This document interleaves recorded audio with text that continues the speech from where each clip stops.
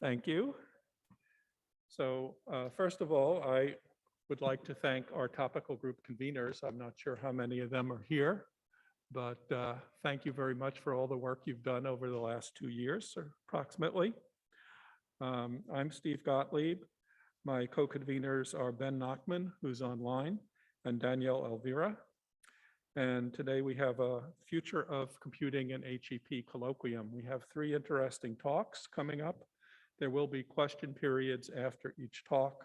And the first talk is by Salman Habib of Argonne National Lab, and it's on the technology landscape. Take it away, Salman, and someone, I guess you'll bring up your slides. Okay, thanks, Steve. So I hope people can hear me and see the slides. And so I'll just start with stating completely the obvious, which is that computing is an essential enabling and empowering component of pretty much everything that happens in high energy physics in some way, shape, or form. There's obviously, as everyone knows, a long history of computing within high energy physics of about 70 years, and roughly as old as the field is.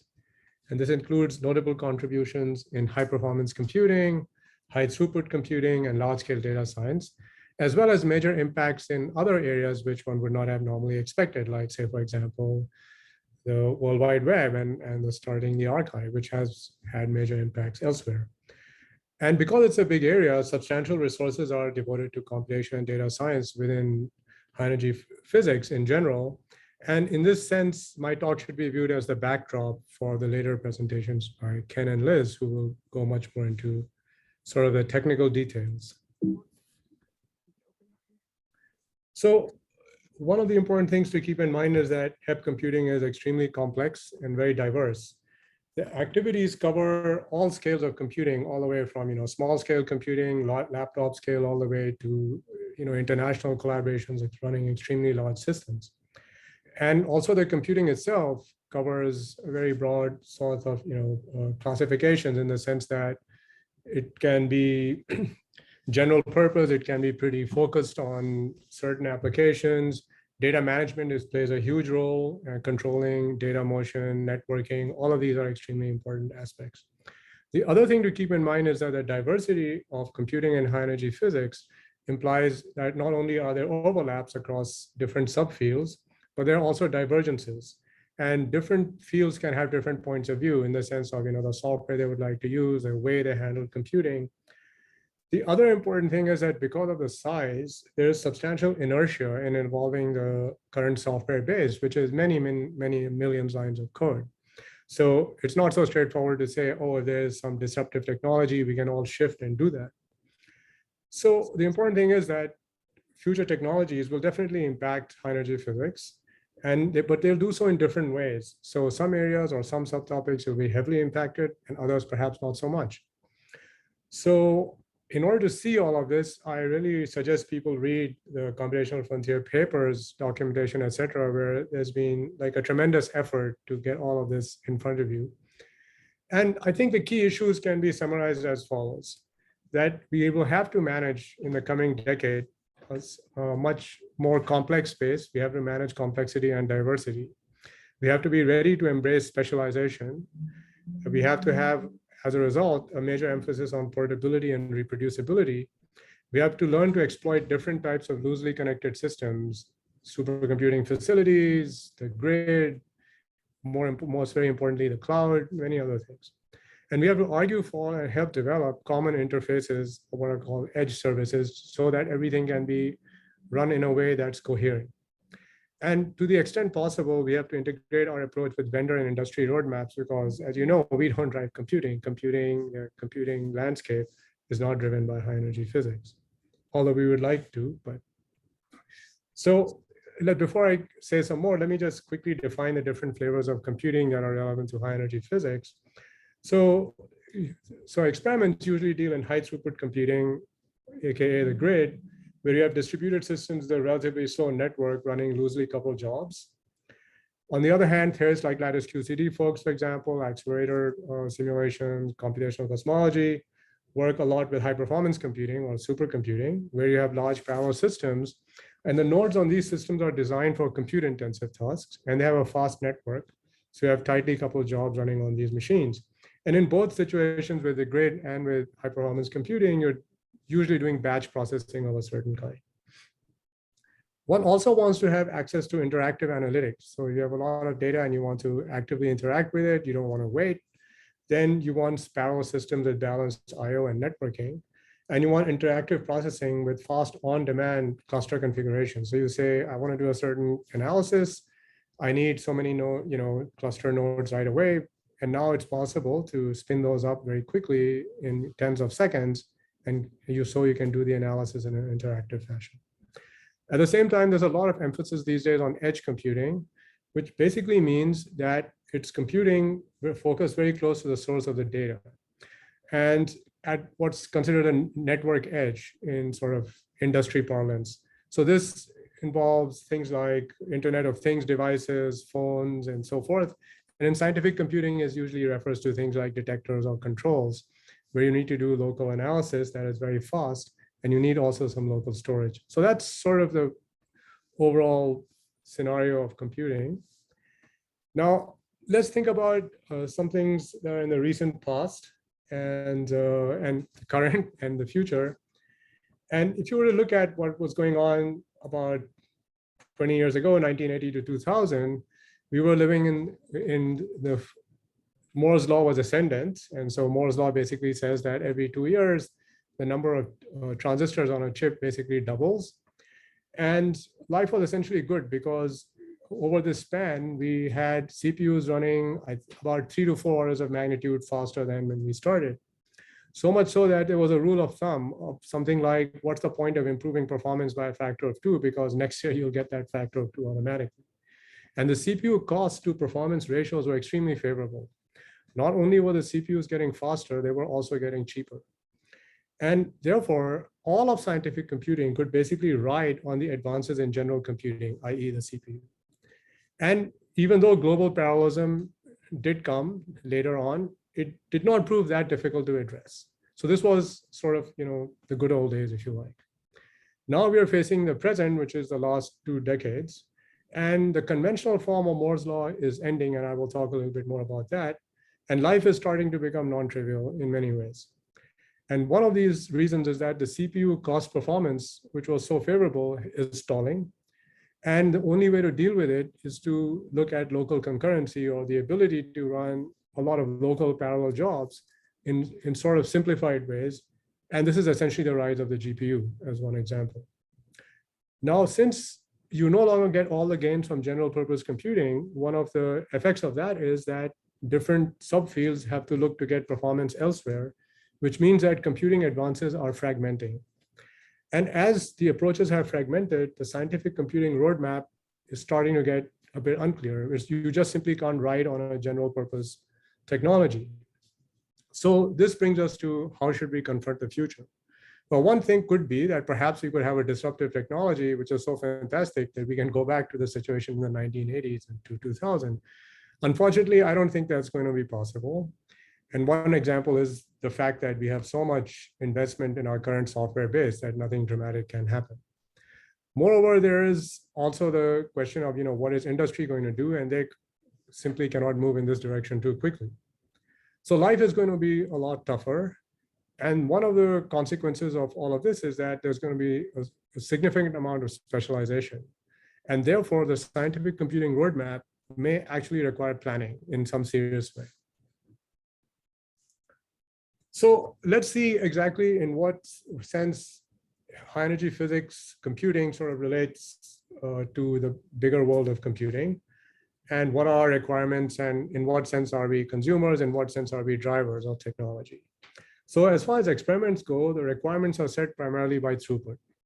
And there is, which is essentially a statement about data velocity and volume, and data can come in bursts in various experiments, it would be quasi-continuous in others. And the different modes control the different computational requirements. Needs vary considerably across the experiments. So some experiments can be very large, some experiments can be very small. You can have one shot versus multi-pass analyses of the experimental data. The history of the technology that's being used in the experiment also in some sense relates to the computing technology you'll use. The different communities are separate. Sometimes they have different preferences. The Workflow complexity can vary considerably. And so all of these things have to be taken into account. One of the things that I really want to stress is that experiments stress the total computing environment. It's not just a question about computing, it's also a question about data movement and more generally data management. Therefore, in future, if there are advances in in-transit computing, meaning computing can do while data is in flight, and computing you can do while the data is simply sitting there processing in memory, these can all play useful roles. The other thing about experimental data flows is that they have limited arithmetic intensity. In other words, what we call the flops to byte ratio. And they also have sometimes limited data reuse. So this is an important aspect, which is a kind of difficulty in how they can use next generation hardware. Important thing is that high energy physics is not alone in many of these things. These similar issues are being faced in other fields. For example, light sources and nuclear physics and many other areas have the same issues. So now let me turn to theory and modeling and simulation, which is basically the area of high performance computing. And high performance computing, our needs are insatiable. We can always use much more computing than is available. And most of the requirements that we have are essentially similar to those of application requirements in other fields. So we can easily work together with lots of people. And the DOE exascale computing project is a good example of that. And here, I think one of the points that are important, and I'll stress that later, is the software development cycle, the ability to develop new software quickly, and then to be able to sustain it are going to be key concerns. So let me make some more general observations about why all of this has come to a head now and where are we headed. So I'll start by stating some advantages of general purpose computing, that is to say the CPU. And one of the nice things about that is that the advances in hardware, because it's general purpose, directly translate to improvements in all applications because everybody uses the same thing. It also means that a high-level software stack or programming language or whatever can be relatively agnostic to the local or hardware implementation. The responsibility for performance optimization is really at the level of a compiler. You, as a scientist, can just code and assume that somebody else is going to take care of all the performance issues. The other thing is that because you're relatively unaware of the hardware, well, to some extent, you can focus on algorithms which in a way are more general. You can say, I picked this set of algorithms because they are more suited to my application and I don't worry about the hardware that much. And that's very nice because it means that you can just stay at a higher level. The other interesting thing about all of this is that if the technology advances are rapid, you get performance for free. You don't actually have to change your software, right? So that was essentially the situation in the 1980s to 2000. So software development cycles can be quite long. I mean, if it takes you a while to develop something, you're not worried because underneath the hardware isn't going to hurt you. Okay, but now what are the disadvantages if this doesn't work? One of the big disadvantages is that there's going to be a stagnation in the application performance as the underlying technology stalls. So if the CPU slows down, it hurts everybody. And then since you had a relatively finite set of algorithms, you can certainly do some performance engineering and try to compensate by doing performance engineering on the algorithms. But typically that's a factor of 2 or 3. It's not a huge factor that you get. And as I mentioned earlier, as a result, people then immediately start looking for other ways to solve the problem. And that's where the fragmentation starts. And now once the fragmentation happens, different communities may go in different directions. And there is a danger of being left in a slow lane of hardware software technology. And so some parts of high energy physics might be left in the slow lane, some might not. And this is not a good thing for the field. So we have to kind of understand what to do in order to keep pace. One of the important things is that in order to do this, the software development cycle needs to be sped up.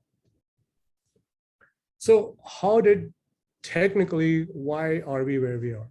So essentially, all of the Moore's law basically came out of something called Dennard scaling. And Dennard scaling is essentially the idea that every generation of chip manufacturer, what you do is reduce transistor sizes by 30%. And you keep the electric fields constant. So if you do these two things, by reducing the linear size by 30%, in area, you get twice the number of transistors. So there you are, that's Moore's law for you. But it has some other very interesting benefits, Dennard scaling that is. Aside from the increased transistor count, increased performance, you also get reduced supply voltages, and it keeps the power use constant. So essentially you get something for free, which you can imagine is fantastic, but cannot last, right? So after a while, what happens is that you will run out of transistors, but in the meantime, the transistor density led to very powerful and complex architectures that could do lots of work. But eventually, the finite power budget and the fact that things are not as efficient means that you can't just do this anymore, and you have to go to simpler cores and more custom architectures. So I really suggest people read this very nice article by Borkar and Chen in 2021. Actually, sorry, this is 2011, the date is wrong. Okay, so what actually happens here is that once this situation happens, then the high-level software stack can no longer ignore the hardware realities, which is that the chips are changing not just in speed, but actually in how they are being architected. So you can no longer ride Moore's law's wave. And at this point, the algorithm choices that you had actually have to be related to the low-level architecture. And in the worst case, if you are not able to do that, then there's going to be losers and winners in this general, out of this pool of people who are using general purpose processing. This will make for less diversity in scientific applications, which is not a good idea for high energy physics because we are a diverse user group. So management of hardware specialization is, I think, the major challenge going forward. And it's a kind of an important challenge because it's not just something you can leave to a few people. It involves all aspects of problem specification. It involves what kind of solution strategies you'll be thinking about, the algorithmic implementations you should be thinking about, the overall software environment that you should be building, and how you should manage this heterogeneity, which is not just at the chip level, but at system scale. So it is actually a quite difficult issue and something that we have to face. So now you might say, okay, what can we say about the trend towards specialization? More specifically, what kind of applications, does it support? Who are the winners and who are the losers? So I'll just say a few words, and this is all very rough. And the important point is that applications must exploit significant parallelism, which for some applications is not difficult. However, it's not as simple as that. I mean, it's not just parallelism by itself. There are also some other requirements. The computational tasks should be arranged in stable configurations with a regular cadence. So fixed amount of data comes in, very sort of well described, computation has to be done on it, and this should remain sort of constant if possible. And there should be, for any amount of compute that you're doing, a limited amount of memory access. This is just a hardware issue at the moment. And one should also, if capable, be using fewer degrees of precision. So AI ML applications are a very, very good example of this, where you can get away with a relatively low level of precision. And that way you can have access to much, much improved levels of performance, orders of magnitude performance. The other thing to keep in mind is that a lot of the chip technology these days is going towards what I defined earlier as edge devices, cell phones and so on, in the low power world. So that is actually driving a lot of the progress in the area. So if you have low power applications, or you can use low power chips, then you are ahead. So now let's look at these figures on the right, which come from a very nice paper by Thompson and Spanoth in 2021. And what they looked at is they said, well, as long as microprocessor performance is going really well, it's improving at the rate of, say, 48%, as given by Dennard Scaling every year, then it's very hard to compete with the general purpose technology like a microprocessor. But stalls, then maybe specialized solutions can be more effective. So they wrote a very relatively simple and robust economic model for looking at this. So let's look at so the first thing to keep in mind, if you look at the figure on the top, you see that the microprocessor performance per dollar is going down, improvement. So now let's look at the economic model results. So if you look at the figure on the bottom right, so at the very left, the point is that if there is no speed up from specialization, well, why would you use it, right? But then the whole point is, just because you have some speed up doesn't mean that you should automatically go to specialization, because it could be that the rate of improvement of the general purpose hardware can beat it over some period of time. And remember that specialization also costs you in terms of specialized software and in terms of paying the upfront cost for it. 1 minute. Yes, sure. So that's why specialization is always going to be helpful only when the progress is slow.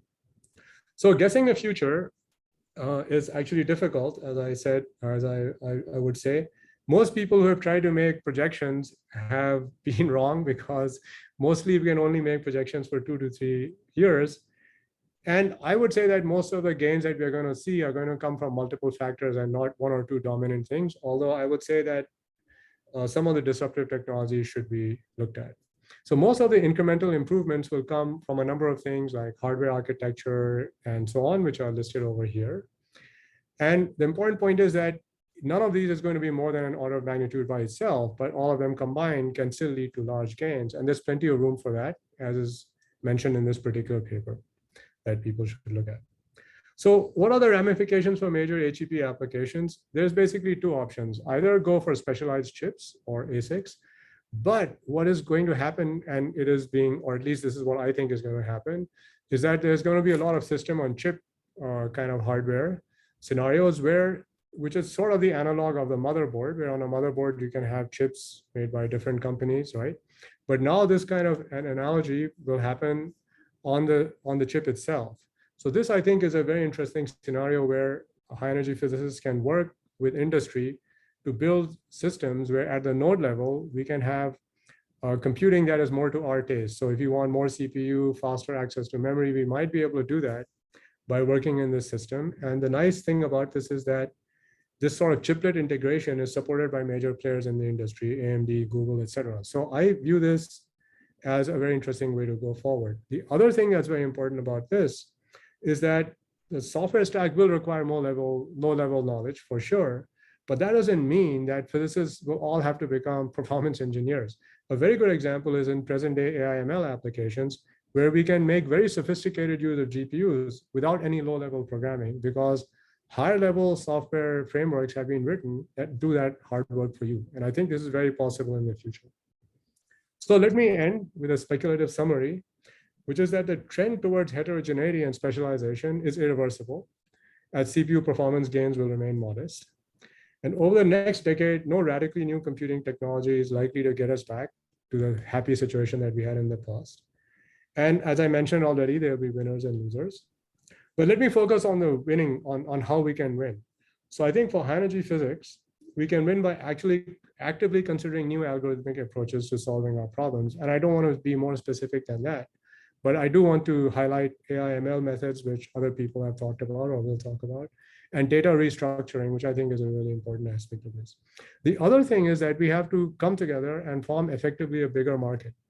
In order to be effective in the areas of co-design and specialization, we have to be viewed as one big chunk and not as a bunch of small groups of people, because that way we just don't have the mass to get this to happen. So working with national facilities and commercial or public clouds will be extremely important. So that's all I had. So thank you for your attention. Thank you very much, Salman. You've left us a few minutes for questions, and the floor is now open for waving hands.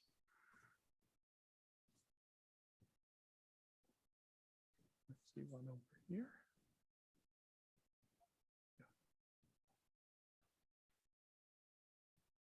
Dmitry Denisov, Brookhaven.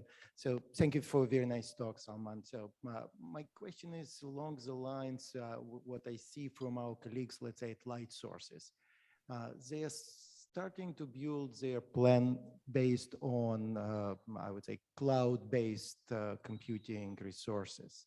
So you didn't mention it that much as technology, which is probably technology. Maybe next speaker will talk about that, but I would like to sort of see what's the vision for the use of cloud resources in our field.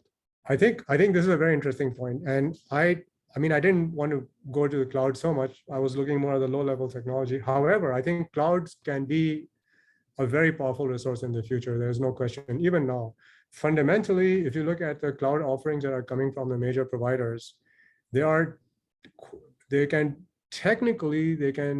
do many things that that we need. I think there's no question about that. They can provide us. They can provide the specific kind of hardware that you require. They can have very good software frameworks, etc. There are fundamental issues of how much data do you want to stick into the cloud, and whether your data ownership issues, other such things. But fundamentally, the question boils down to one of cost. And the important point is, if in the end the cloud services can do whatever we want them to do at low enough cost, I think that would be an extremely good thing to be able to take advantage of. But so far, the cost has been the big issue. I mean, the basic point is that there are communities that are willing to pay what they're asking for, but we are not that rich at the moment. Are there other questions? We have 3 more minutes for questions if there are people interested in asking questions. What about remotely? Do we have anybody asking a question via Zoom? Just check that there's no Zoom questions. No Zoom questions. Well, let's thank Salman again.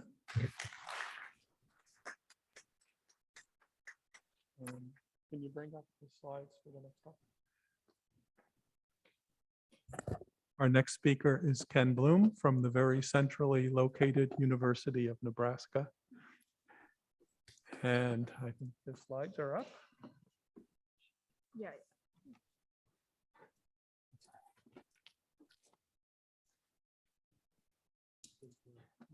I think so. Yeah. Yep. Yeah.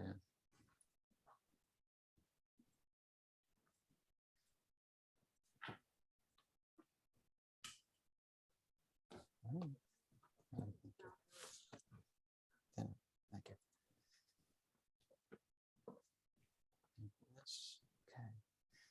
Okay, well, good afternoon. Shabbat Shalom. I'd like to thank the organizers for the opportunity to speak on a Saturday. This is the title I've been given, sort of wordy title, but I'm talking about gaps in software and computing in various forms, mostly about resources, but other things also. So in 2029, the HLHC will start up. We'll have a shiny new machine, refurbished detectors, great opportunities to do physics, opening doors that hadn't been available to us before. We'll be seeing an excited crowd in the control room like this as the startup happens, maybe not wearing masks, we'll see. And things might start off great, but then the data is sort of piling up. You're waiting for the processing to happen. Those events you're waiting for, they're going to come next Wednesday. The data set you want to analyze, it's stuck on tape. You're waiting for it. And things are backing up further and further. So we're going to have to raise the thresholds. We're going to have to cut the trigger rates just to keep up the data. This could happen. Okay, we're looking at trigger rates at the HLHC that are maybe a factor of 3 over what we have now. Event sizes a factor of 5 greater than what we have now. Event reconstruction times perhaps as much as a factor of 8 bigger than what we have now. So that's going to give us much greater demands on the computing. And this celebration that you're seeing here might turn out to be short-lived. So you're going to be seeing plots like this for many years to come. So let's take a look and understand what's going on here with the HL-LHC resource gap. The lines you're seeing here are anticipated extrapolations of computing capacity, in this case, processing capacity, at rates of 10 or 20% year-on-year increases. Historically, we've been able to have those sorts of increases with a constant dollar budget. So we extrapolate that way in the future. Of course, there's no guarantee in the future that those rates of increases will continue or that we'll have a constant dollar budget. Then the points here for CMS, for Atlas, are predictions of what the resource needs will be year by year under various scenarios. And as you can see, in quite a few scenarios, and all the scenarios we're looking at, the resource needs are at least above the 10% line and possibly even above the 20% line. Now, this is for processing. You can have there are similar concerns to the disk and tape resources too. So there's this potential gap between the available computing resources and the experiment needs, and this presents a tangible threat to the HLHC physics program. But this risk can be reduced through sustained R&D that leverages technical advances in software and computing.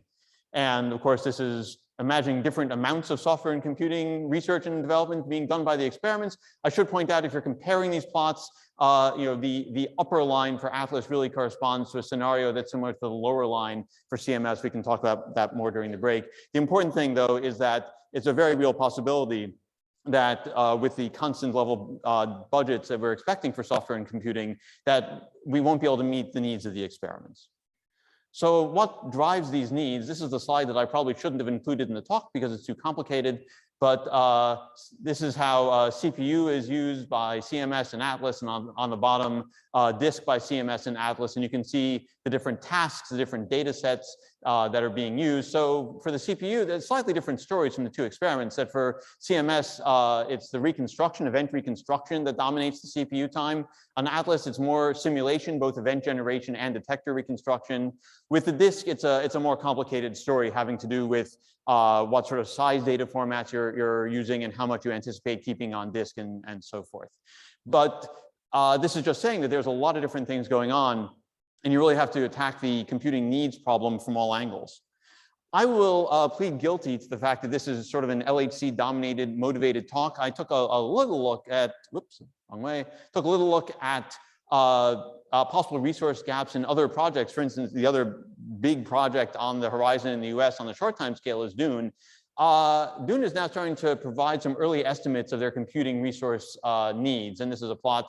They seem to be most concerned about their disk needs. And this is a plot of the disk. Heidi Shulman kindly provided me to this as a fairly early preview. In general, Dune computing needs are an order of magnitude smaller than HLHC needs, sort of in the 10 to 20% of what CMS is anticipating that it needs right now. But they do have some specific concerns that are different from HLHC. In particular, for instance, treatment of large events from supernovae, right? Where the raw data for a single event might be in the several terabytes, and they got to get that through quickly if they want to alert other multi-messenger experiments. Of course, Dune doesn't have a baseline computing budget yet, so it's hard to know if there's a similar gap to what we see at the HLHC, and that's going to be a consideration that they need to be looking at as they plan for the future. Lattice QCD, this is one of in one of the computing frontier reports, they see that they say that they've got a resource gap that might be as big as a factor of 10 in comparing to the planned exascale machines. And smaller experiments might have smaller computing resource needs, but it's not as if they have small computing problems. And as we'll point out, some of the resource gaps out there don't scale with project size. But you hope that technology is going to be able to help us out in various ways as we see computers and computing facilities evolve. And certainly one of the big things out there is heterogeneity, right? Computing facilities aren't going to look as similar to each other as they used to. For instance, we're reaching really the end of this very long era of stability and uniformity in processor architecture, where you had Intel inside everything or something like Intel. You're going to have different CPUs in your computers, but you're also going to have in addition, these accelerator chips that come along also, right? GPUs, tensor processors, FPGAs, that give you some different capabilities. These things can be more power efficient than the CPUs. They have lots and lots of small processing cores. They're good at, and they're becoming more common at computing centers. However, they're not the easiest to use. They need specialized programming techniques. You need to change your software, and you need more expert support than for programming the CPUs. We're also reaching the end of this grid computing era in which all computing centers basically look alike. And you could throw a job out there. It didn't matter where it ended up. It could be handled in the same way. So a greater diversity of processing and storage systems. These HPC centers that we're starting to take greater advantage of, they're funded and operated from outside the HEP program. So, have they're as if they are free, and we expect further growth in that area. But each of these HPC centers is configured differently, right? Each is its own special snowflake, and they may have specific rules for how you participate and require expert support. So a great possible advantage in the resources, but then greater challenges in using them. Now, to be sure, right, these are already happening. We're already working on these problems, we're already taking advantage of these things, but this is just going to keep growing and growing, and we have to continue to address that. The other big technology evolution happening is, of course, machine learning. I'm not going to talk about this much. There was this plenary session on Monday, and you can look at it. I stole a couple plots from Daniel Weizen's talk. Of course, we've been doing multivariate techniques for decades. I mean, it's more than 30 years ago that I heard that the Fisher discriminants were going to save the world. But there's the recent advances in machine learning that have made these approaches even more powerful, given us new opportunities. And these tools are particularly well matched with these accelerator processors. So there's certainly an opportunity there. And we know that people are interested in this. The funding agencies are interested. This might be eating your grant already. And physicists are certainly excited about this. We're expecting that machine learning is going to play a growing role across all reconstruction and potentially fast simulation algorithms.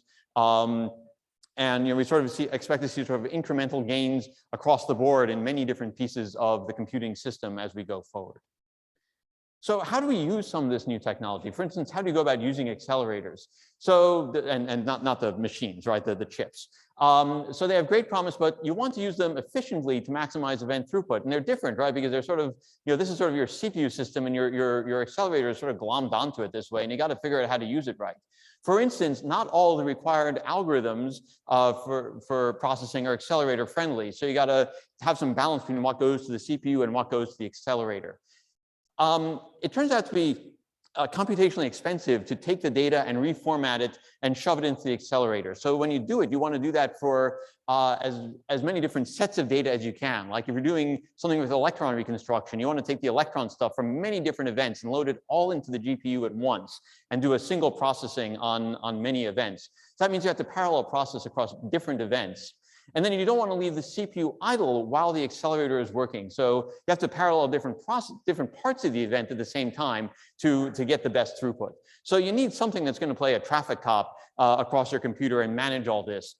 And that requires multi-threaded processing frameworks that can optimally manage the distribution of work. We have these already, but we have to get them adopted further. And then on top of that, every accelerator is different and requires different programming approaches. And you don't know what accelerator you're going to get when you submit your job. You don't know what computer it's going to land on and what chip you might have. So this means that you need these things called portability libraries that allow for an easy translation, not by you, the upper level programmer, but to make it easier for these algorithms to be carried around to the heterogeneous processors. Okay, and then there's these HPC centers, right? These are new resources for us that can help close the gap. And we're already using these within the LHC experiments, but there's a lot of challenges, both technical and sociological, to let us use them with greatest efficiency. For instance, well, these are much bigger resources, and your job submission infrastructure has to scale up to that, right, to be able to handle more than 1 million simultaneous jobs, or you have to think about changing how you go about submitting jobs to keep the number of submissions down. And then, well, there's a lot packed into this statement. You need system flexibility, operational ease, to handle the resources that are not as uniform. For instance, just in the design of these systems, HEP has limited input into the world of HPC and describing how we want these systems to look. And we're only one science that is using these, right? So we have to expect that it's not necessarily going to be configured to meet our needs. Some of the allocations that we get might be for a very specific time period or for a specific purpose, right? I'm going to say, I'm doing this kind of physics in these 3 months. And so you have to arrange all your work to be ready for that particular case. Again, each different center can be different, and you might need different models for integration within experiments workflow management systems. This is a diagram that indicates how the Fermilab HEP Cloud system integrated the Theta machine at Argonne, in fact, and then used Theta, by the way, to generate HL-LHC Monte Carlo for SNOMAS. So you benefited from this diagram. And this is what worked for Fermilab and Theta, but it's not going to work necessarily for any other HPC center because they'll be configured differently. One of the features, though, is that these centers might have much more limited network connectivity, right? Your typical grid site, all the worker nodes can talk to the network. In something like Theta, in general, the worker nodes don't have the outbound network. So you need these things like edge services to be able to talk to those. And then, of course, a great variety of processor architectures. That brings us back to portability. So all of these things need ongoing development and integration efforts. A couple quick hits on other topics. I focused mostly on processing, mostly on event reconstruction, a few other things out there. The wide area network is fundamental to distributed computing, as much so as processing and storage, right? Our data is coming from all over the place, needs to be accessed all over the place, and there's significant uncertainties out there about future bandwidth constraints. So there's lots of interesting R&D projects out there about smart use of network, better integration to workflow systems, improved monitoring. This, by the way, this is a network diagram for the LHC1 network that is serving a lot of scientific data, and I'm sure there's a lot of research to be done on this diagram right there. Event sizes, the raw data is going to be the driver of how much tape you need and how many tape libraries you need and how many tape drives you need. And so we can think about how we can try to compress that raw data even. Can you start by just storing some semi-processed data with lossy compression that keeps still keeps the physics? Storage, big area of research. What can we do with fast storage, solid state drives for things like data caches that are kept within the network, high throughput analysis to make use of those fast storage. Simulation, a lot of ideas out there, potentially disruptive machine learning based R&D, more use of parameterized simulation to help us save time in that area. All this being said, right, all this new technology is important, exploiting the new technology is important, but we're going to get pretty far, and we expect to come pretty far on reducing this gap through continuing evolution of existing software, the sort of stuff we're doing every day right now. And just this list of things, right, that many people on experiments are working on. Just working on improving code performance, working on more compact data formats, and then getting physicists to adopt those more compact data formats. Optimizing the simulation, both for detector-specific parts and the underlying JON4. Parameterized simulation, optimizing just the cuts on your tracking reconstruction.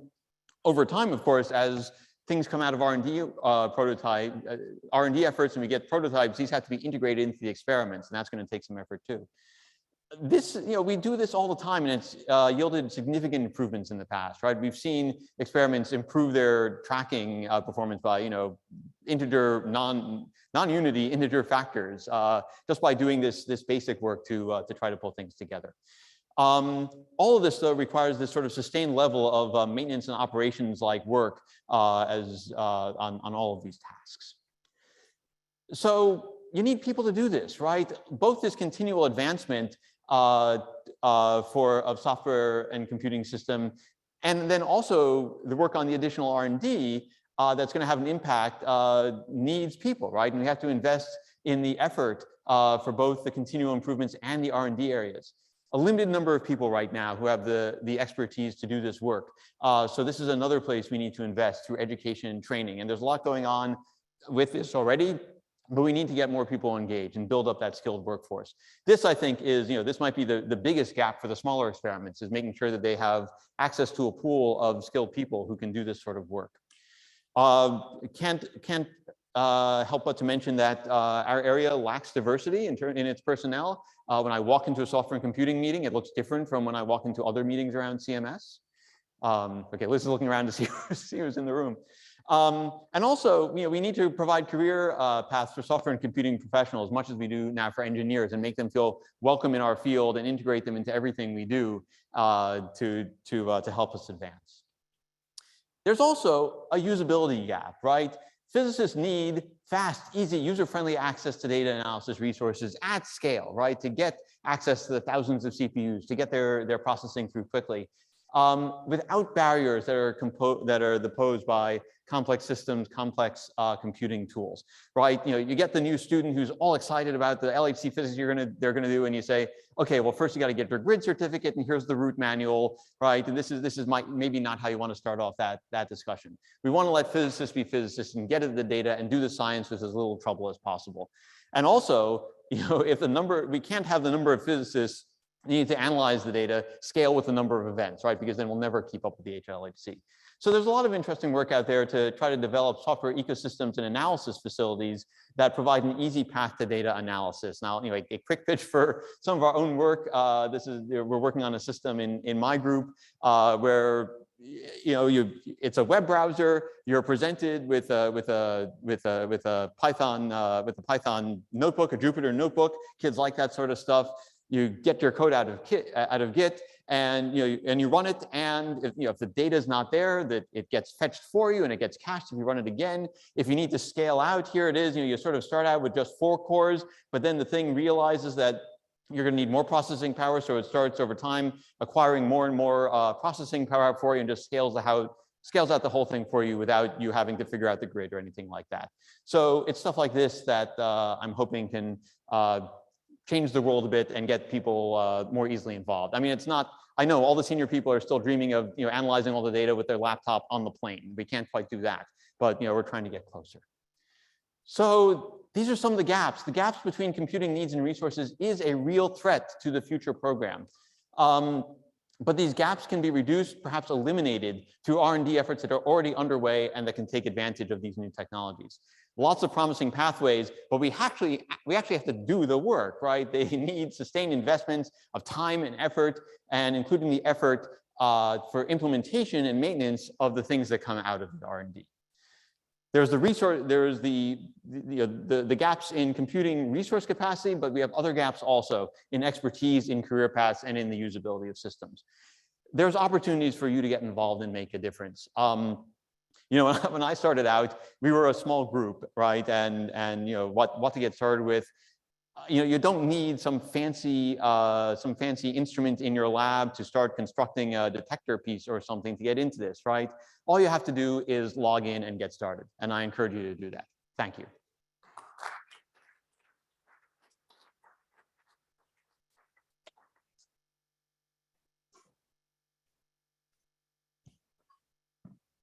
Thank you for a very inspiring talk, Ken, and you left yourself plenty of time for questions. So the floor is open for questions. Harvey. Okay.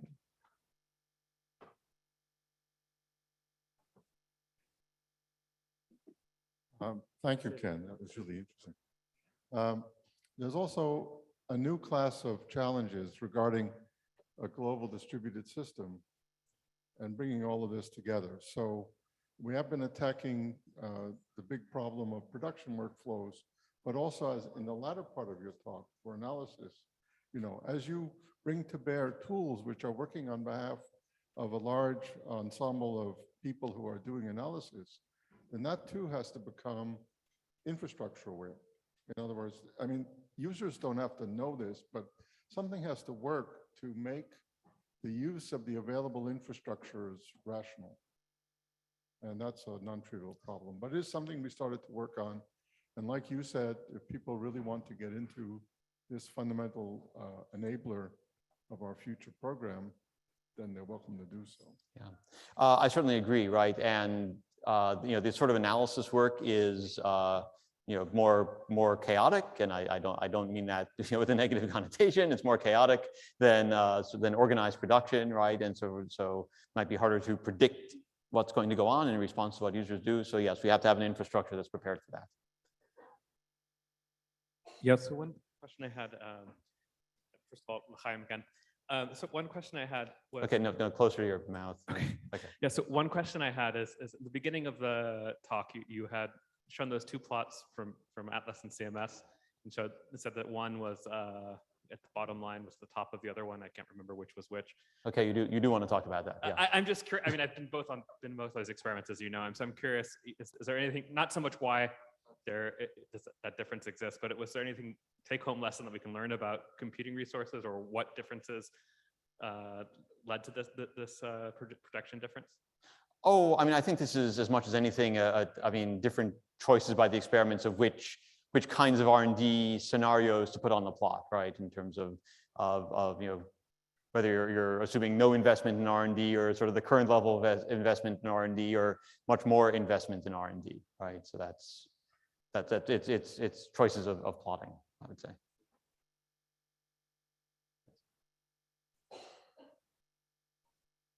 Yeah, thank you very much for this talk here. I'm over here. Okay. For this nice talk. But I had a question regarding the evolution versus the revolution. Yeah.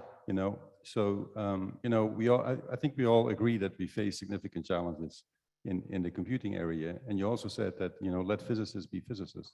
Mm-hmm. So what is your take on, actually, engaging the leadership computing facilities, more in trying to address our problems and reaching across offices in the Office of Science?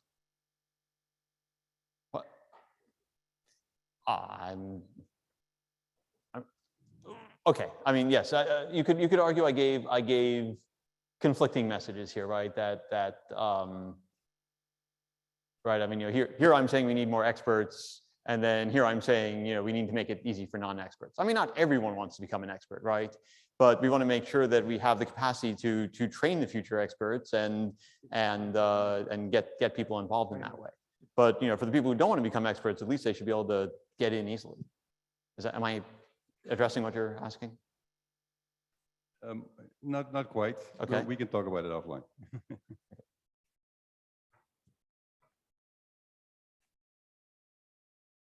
Dimitri, There's lots of them. and then. Oh Amy my Roberts- goodness. Amy Roberts did.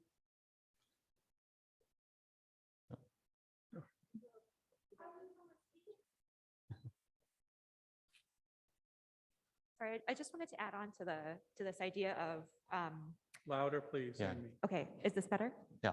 Okay, right. So this idea of wanting to enable, right, wanting to let physicists be physicists. And I think that this has also come up in some of the computational frontier parallel sessions.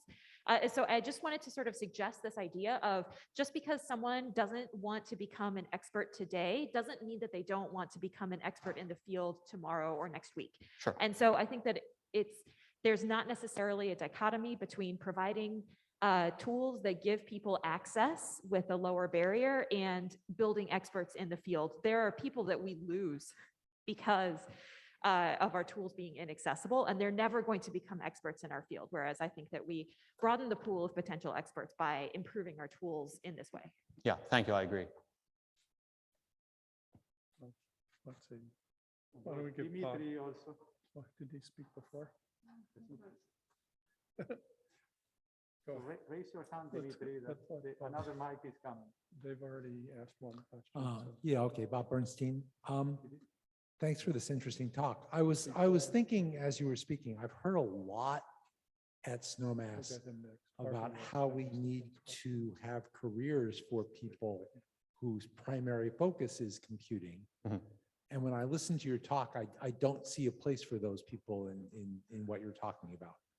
Right? I mean, There's nobody at in- Fermilab, I know, some of our core collaborators, are the people who do the really hard C++ coding, right? That I'm Right. totally incompetent to do. But when I look at your talk, I kind of think, oh, those are not real physicists. I Right? think I don't think you meant that, but no.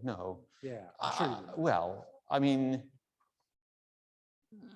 we need a spectrum of people, right? And we need people who are real hardcore computer scientists. We also need people who bring together that physics and computing knowledge, right, to help bridge the gap, right? I mean, much like, and I hope that sort of in the physical instrumentation world, right, there's a Right, similar spectrum of people, and you need all those people. right. So Yeah. I sort of wanted you to give a shout out to them, I guess. I Yes. mean, the thing that I see. I'm trying. Yeah, the thing that I see, I mean, that I know there's a real problem with from personal experience is like all the people who do GEONT computing, Mhm. both for heterogeneous computing and physics generators. I feel like they're systematically neglected in the field, Mhm. and that's our fault. Mhm. And I'd like to, I want to push for that. Did you want to talk about that? No, it's okay.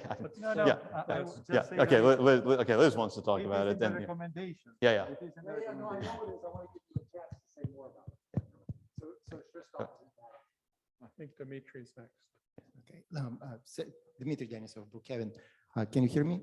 Mhm. Okay. I- Ken, yeah, thank you very much for very nice talk. Yeah. So look, we're talking about gap. Yeah. So between data storage, processing, and Yeah. what we have and computing resources. Yeah. So which are below. But we're physicists. So what about trying to reduce this gap from both sides? Yeah. So because look, large fraction of collisions at LHC, which we're writing down, look, out of 200, it's only one which we are probably at, even within one event. Yeah. So are we thinking about how we can sort of reduce amount of data and amount of CPU which we actually need to process instead of just piling it all and trying to Yeah, store and yeah. reconstruct? Sure, absolutely. And I mean, the experiments have considered those scenarios. I mean, they're considered, you know, less favored scenarios, right? You'd rather not sort of get to that. But I mean, even just being willing to delay the processing, right? And be patient to get the data, right? I mean, you can imagine a scenario in which, you know, all you process promptly is the data you need to make sure the detector is working, right? And take your time for everything else to come. But sure, I mean, you can make some harder decisions about what you're going to trigger on and how you prioritize things. So those scenarios are also out there. I'm afraid we've run out of time for this segment, and future questions should be put, or additional questions could be put into the Google Doc. Let's thank Ken again for a nice talk. And our next speaker is Liz Sexton Kennedy from Fermilab. We're talking about collaborative initiatives across experimental boundaries. How close does it need to be? Okay. I guess I can hear myself. That's good. Good. Okay. Well, yes, I'm Liz Sexton Kennedy, and I'm here to talk about collaborative initiatives across the experimental boundaries. And I want to thank the organizers for inviting me to talk about this. It is one of the areas that I'm a strong advocate for. Okay, so. But first, a few words of introduction. I want to introduce this idea of umbrella organizations. And the WLCG is an umbrella computing organization, and it reflects the global nature of HEP. The WLCG itself is a very old organization in these terms. It's from 2006. Oops, sorry. This is, where's the, oh, here it is. Okay. It was originally founded in 2006, and it's an MOU governed organization. But recently it has expanded to service Bell2, Dune, and Rubin, and actually even other smaller experiments. And another feature I wanted to point out is that the WLCG is a federation of grids, and in the US, did I do that? In the US, the OSG is the national grid that contributes to the WLCG. There's EGI, a European grid, and an order grid over in Europe, and we all federate together. Okay, another umbrella organization is in software, and that's the HEP software organization. And again, it also reflects the global nature of HEP. HSF itself does not seek funding. It's not an agent, a group of people, collaboration in that sense that seeks funding, but supports bids to funding agencies for projects that align with the goals documented in the community white paper. So I also wanted to introduce the community white paper. It's something that we as a community put together in 2017. It came out at the very end. Here is a link if you want to go and read it, but it was really meant to be a roadmap for the R&D of the next decade. And if you want to know more about the HSF itself, we wrote a short white paper, I think it's 3 pages, on basically the history of the HEP Software Foundation. Okay, so one other thing I wanted to talk about is the scale of our problem. So high energy physics has a vast investment in software, and it's estimated to be around 50 million lines of C++ code if you integrate over everybody's work, which could cost more than $500 million to develop commercially. And to just take one experiment that they happen to work on, you know, this is statistics you can get directly out of GitHub. You can see that there's 3.8K forks. That's the number of people that have decided they wanted to contribute. And when I clicked on that, GitHub said, whoa, this is a big project, you know, so this in the commercial world is considered a big project. And it's had, since its inception in Git, since 2013, there are 1,045 releases of it. So S&C is a critical part of our physics production pipeline for experimental design in the beginning to data collection and triggering to data analysis and interpretation. The LHC experiments use about 1.4 million CPU cores every hour of every day. We have around 1,000 petabytes of data with 1,000 petabytes of data transfers per year on these 10 to 100 gigabit links that Ken talked about. And here's a plot that shows just the LHC experiments usage of the number of cores on this WLCG grid. And you can see that we're very good at filling the pipeline and using all of the available resources. So this is a huge and ongoing cost in hardware and human effort, and it should have broader impact. Okay. You know, I made space for the captioning up in the corner here. Do you think you could move it? Okay. So, yeah, thank you. The big picture in the 10-year timescale. These initiatives are driven by the physics objectives of our experiments and the timeline of their data taking, which is decades long. But the evolution of technologies we use, hardware, including all these accelerators, operating systems, grids and clouds, compilers, standard foundation libraries, all these things are evolving more on the 3-year timescale, 3 to 5 years. So that brings in certain resource limitations in both people and services. And really the people, because, you know, if you stand still, you're not going to be able to use this stuff, as others have said before. So it adds up to an overwhelming challenge, and it's hence the need to band together and eliminate duplicate efforts, because there's not enough people in the field to really do this for everybody. So the role of the HSF since its inception in 2015 was to facilitate coordination and common efforts in software and computing across HEP in general. So finally, we get to my outline. I'm going to talk about who has taken up this call of the community white paper. What have they proposed to do? What are the opportunities that are still around? How are these efforts coordinating with each other? And examples of community collaborative initiatives, and then I'll conclude. So who? I put the logos and a link if you want to investigate more about any of these projects. They all have web pages that you can go read more about them. First, though, I want to talk about USQCD as a project, but also as a collaboration. And it's actually 2 hardware projects sponsored by HEP office and nuclear physics office that, in the sense, it's already a cross-agency effort.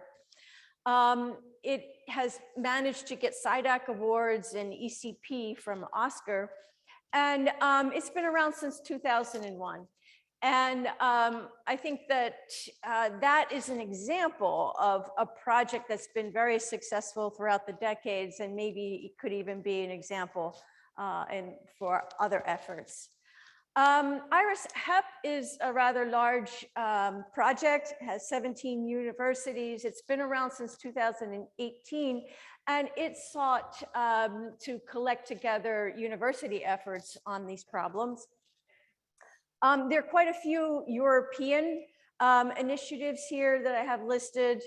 There are other, there's the ECP support of accelerating. And then there's a different model. This is EP CERN, where you know, there's just a large group inside of the CERN EP organization that is working on R&D. Wanted to point out the HEP CCE, which is DOE-led HEP effort.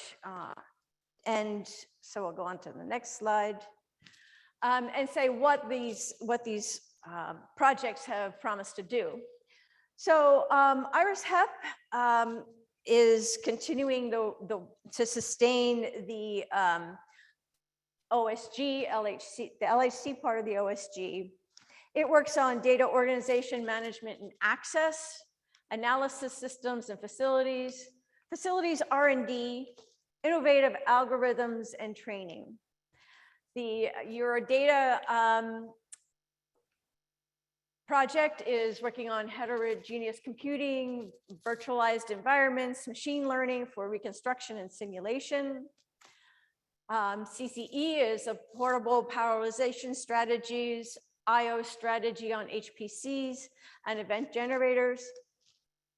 The CERN people are working on turnkey software systems, faster simulation, track and calorimeter reconstruction, and efficient analysis. The UKRI and Excalibur people are working on exascale data management, event generators, detector simulation, and, on these accelerator resources, and FPA jet tracking on for the HLTs, for the high-level triggers. 10 minutes, okay. GPU in the ECP project, they are working, and that's the Solaritas project. They're working on GPU offloading for Giant EM showers. And the ECP also supports the LQCD software and algorithms development, cosmology, and accelerator modeling software. The AIDA project is working on turnkey software systems, track reconstruction, particle flow, and machine learning for simulations. So that's not everything that's covered as an ask in the CWP. So there are opportunities. So there's still plenty of scope left. And some areas are more well covered than others. You can take a look and see from that previous page. So an example of something that is not as as well supported is frameworks, because okay, portability frameworks are well covered. But the part of frameworks that tries to integrate machine learning frameworks in with the experiment frameworks so that they can be smoothly used together, it's lacking. We don't have people identified to work on that. So GPU acceleration of Giant is covered, you saw that, but the physics models are not. And we do need to evolve what we're doing with Giant. I think somebody this morning said, if we don't do that, we won't be designing future experiments if Giant are to go away. So when there are two research groups working on the same deliverable, the HSF provides a forum to get them together to talk to each other. So an example of that is the ADEPT group that's based in Europe, and the Solaritas group, which is based in the US, have been lately fruitfully collaborating together. So a bit more about coordination. So after the CWP, many of the groups that collaborated on writing the paper continued on as HSF and WLCG working groups. So here's a listing of all the WLCG working groups and a listing of all the HSF ones. Now, of course, that's way too long a list for me to go through. So instead, I will just pick a few as examples. So there's a training working group, and they've been doing lots of great things for the field in terms of training, developing training materials and making them available and presenting them and organizing workshops on them. They have decided to use the software carpentries model and have quite a list of tutorials now. And, you know, they have also tried developing their own C++ training courses.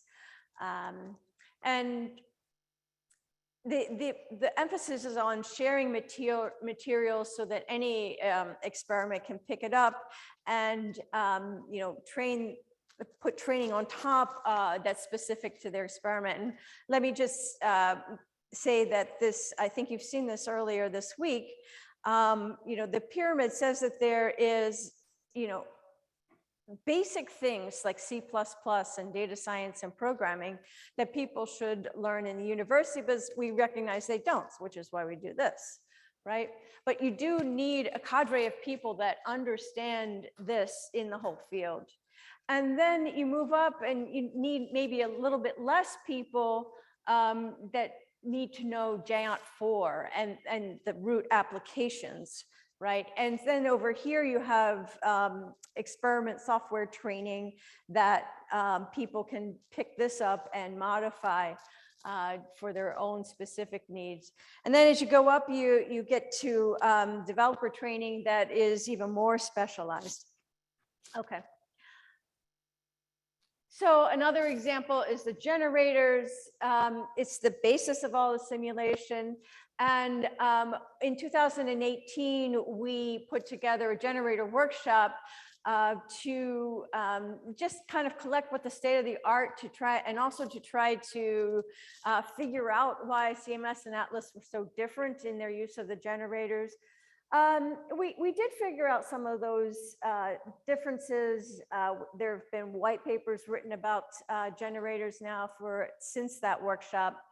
And it was useful to understand cost and the physics impact of the choice of generators, but also to put a spotlight on the need to improve their technical performance as well as their physics performance.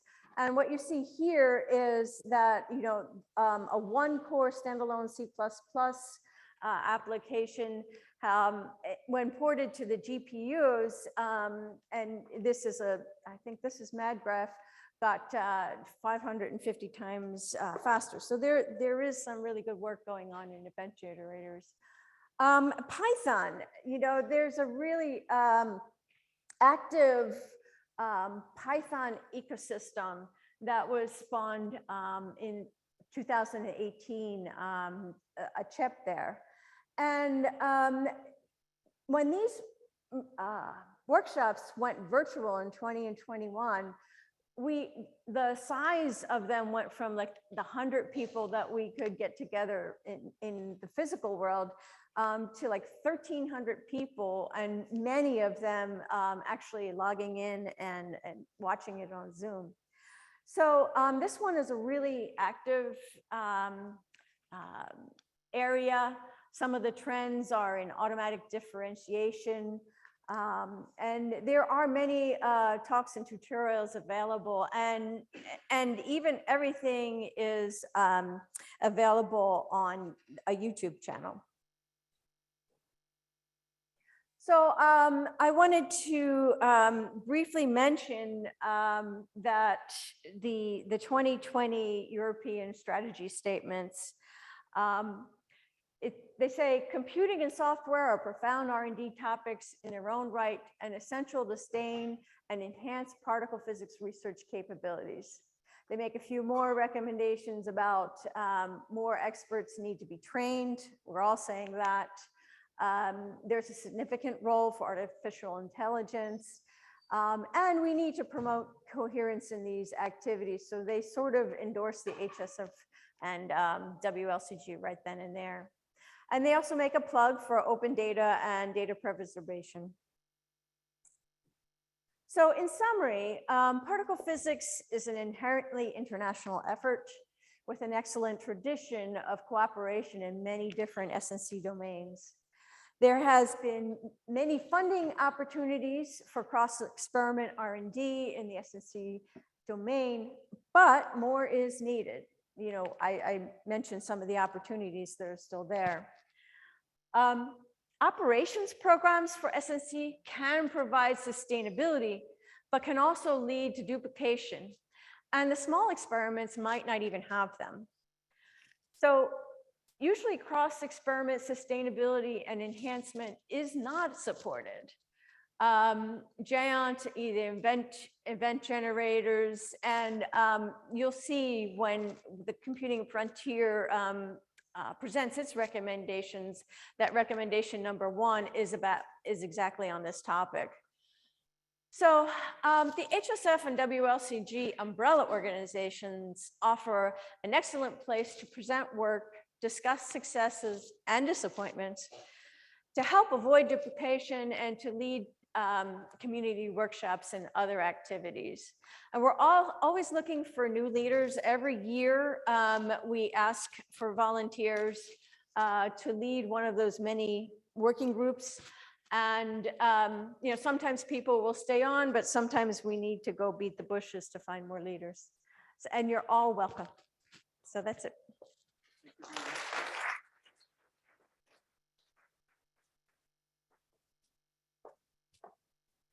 Thank you for being on time and leaving lots of time for questions. So you one over there.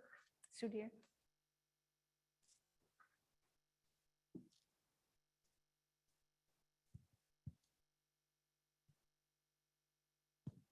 Hello, can you hear me?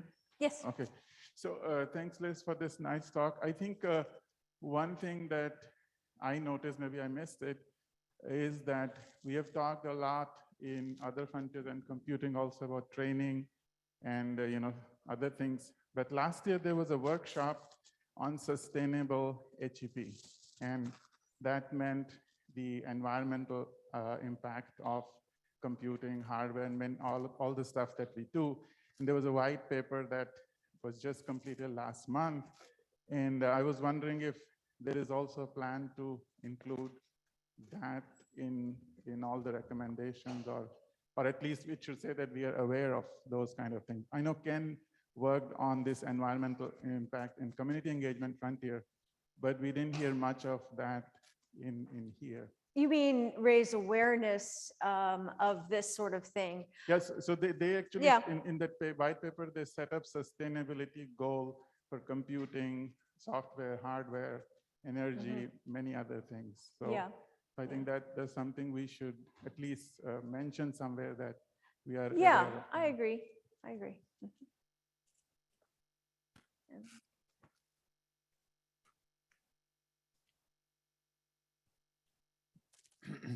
On collaborative efforts, in 2019, we formed the Global Network Advancement Group, and in 2020, we formed the Data Intensive Sciences Working Group within it, and it's brought together the world's research and education networks and major science programs, starting, of course, with the LHC. So I sent you a couple of slides about that.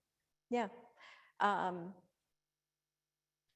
I suppose the right place to advertise and coordinate with is with the WLCG for those things? No? Okay. Much technically deeper. Okay, fine. Meenakshi has a question. So for someone who's not really familiar with all these little organizations and how they do, and there's probably what you're saying is there's some overlap and coherence, but how do you actually assess that these are successful, or what's the metric which you deploy for all of them, and to say that more is needed based on what's your return on your investment? Yeah, that's a good question. I would say that each of these are projects that get reviewed by the funding agencies that commission them in the first place. But in my mind, the real measure of success is, do they get integrated back into the experiments for exploitation of that R&D that was successful?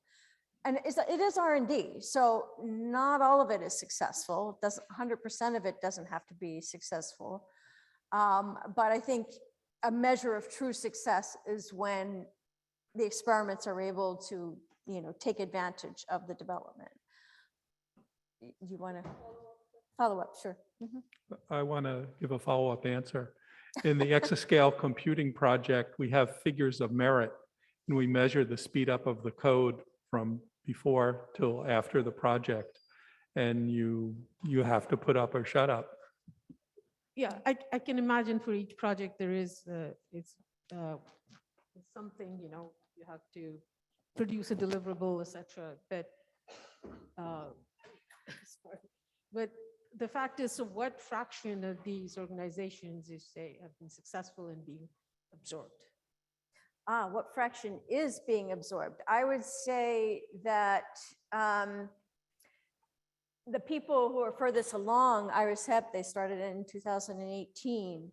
I think that a lot of their products, things like Uproot and things like that, have been integrated in. And I even know that some of their products have been used in CMS for physics analysis papers that were published, right? I'm giving one, sorry, two. If you go back to the 20 organizations, there are lots of organizations. Okay, so Meenakshi says, I'm giving one example, but there are maybe there are 20 or something on that slide. But if you notice the dates, a lot of those other ones are much later, right? So you have to give them some more time. I mean, HEP started in 18, so yeah, they should have something that's successfully integrated in experiments by now, as far as I'm concerned. And the others, I think we just have to give them more time. The reason I said there are gaps is because there's pieces of the CWP that nobody's working on, that's what I meant by gaps. Yes. Hi.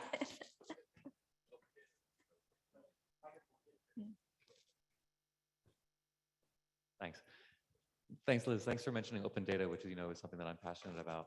I'm curious whether that dovetails at all with these umbrella organizations and what role something like HSF might have in terms of open data efforts. Yeah, data preservation had its own umbrella organization, DPHEP, right? And that's maybe even older.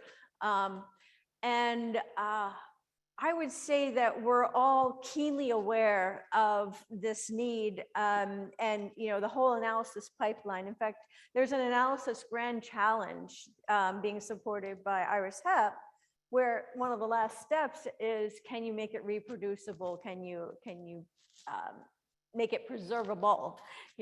Maybe not do the preservation, but make it preservable. So Liz, just to assist in answering the question that Meenakshi asked, at least in the training, I can say, we did a back of the envelope calculation, and I can talk offline. We have at least, this is based on the students that we have across our field all over the world. We have at least 8,000 people, and this doesn't include scientists and physicists who want to relearn things. These are 8,000 people to train every year in our field worldwide. So there is a huge gap in that, in the training at least. But yeah, so that's the input I can give. I don't see any other questions I have right my now. And Steve, up here. Where? very good. Is this on? Yeah. Okay. Kevin. So I'm going back to a little bit of what Meenakshi was saying. This is Kevin Pedro. I think this talk has given us a good flavor of this work that's being done, but this is sort of in one part of the process, right? These are specific R&D projects. And one of the things that's come up a lot in the CompF sessions this week and in the course of Snowmass is that there are also gaps in the next steps in that process. There's gaps in getting that R&D into the experiments. Now, it can be that it's so great that it happens, people just devote their time to it and they volunteer, but often it needs some more dedicated support that isn't often coming. And then there's the longer term support and maintenance, like you mentioned here, Geont event generators are two of the big ones. So in your view, how should we get support for those next steps? And can we do that through, again, these cross experiment organizations, but maybe ones that don't have a 5-year time horizon as a project? Yeah, that's a good question because nominally the operations programs of that particular project should be the people ingesting all of this R&D work and making it available to their experiment. But not all, as I think I said on the slide, not all experiments have operations efforts that could really do that or accommodate that. And I guess my statement about that is that I almost think there's a moral imperative of the haves to help the have-nots, you know. So make sure that your code is on GitHub. Make sure that it can have this broader impact by making it easier to digest, you know. Okay, thank you, Liz, very much. Let's thank Liz and Ken and Salman again.